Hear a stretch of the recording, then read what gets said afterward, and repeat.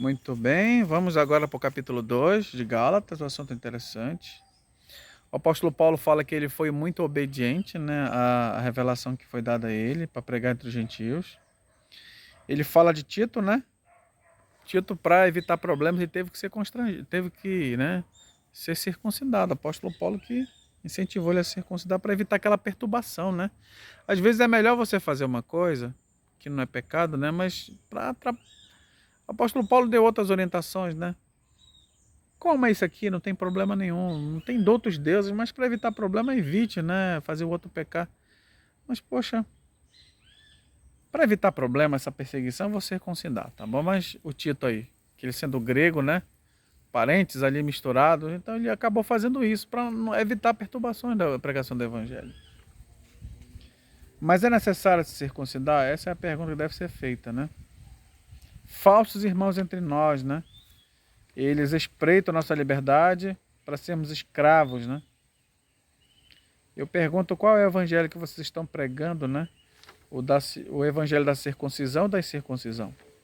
O apóstolo Pedro foi indicado a pregar, o apóstolo Pedro foi indicado a pregar aos irmãos, né? Judeus, o evangelho dentro de casa. E o apóstolo Paulo foi para pregar aqueles que não são circuncidados, né? Então essa foi a ideia.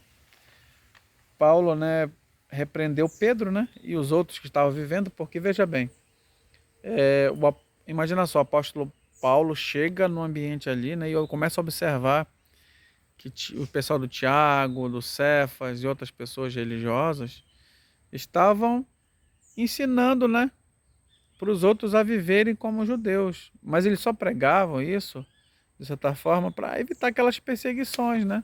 Quando chegavam os judeus ali e começava aquela cobrança, e aí vocês não estão ensinando o pessoal a se circuncidar?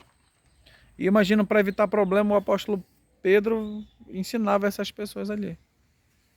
Mas na hora que eles se afastavam, eles viviam uma vida normal, tranquila. Então, tinha aquelas pessoas que queriam impor, né, coisas a fazerem para poder serem salvos. O apóstolo Paulo ficou muito chateado e puxou a orelha dele na frente de todo mundo ali. Como é que você, sendo um judeu, fica obrigando as pessoas a viverem como judeus? Por que isso aí? Não há necessidade desse tipo de escravidão, né? Não quero praticar esse tipo de coisas ali, tá certo? E ele continua fazendo essa análise ali, né? Então havia muitos judeus pressionando, né? Tinha um Barnabé também, deixou-se ser teleguiado por eles, né? Então isso que aconteceu. Ninguém será justificado pelas obras da lei. Não sou eu, mas Cristo vive em mim. Ele coloca esse texto interessante, né? Se a justiça é mediante a lei, seguiu-se que Cristo morreu em vão. Então ele faz uma análise sobre essa lei, né?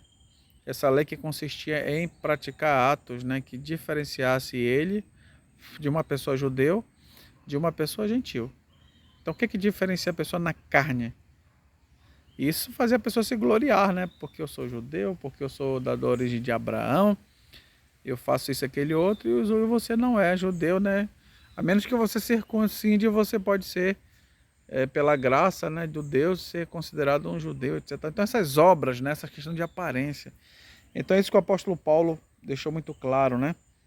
Então, se a justiça de Deus ela é mediante esse tipo de obras da lei, esse tipo de regulamentos, de cumprir coisas, Cristo morreu em vão. Como é que vocês acreditam em Jesus, mas ao mesmo tempo estão praticando essas coisas? Não faz sentido uma coisa anular a outra. É impossível você acreditar em Jesus e continuar praticando essas obras ali. Você não vai ser salvo por isso. Vocês vão ser salvos pela graça de Cristo. Então, isso que é um contexto do capítulo 2. Então, esse foi o resumo.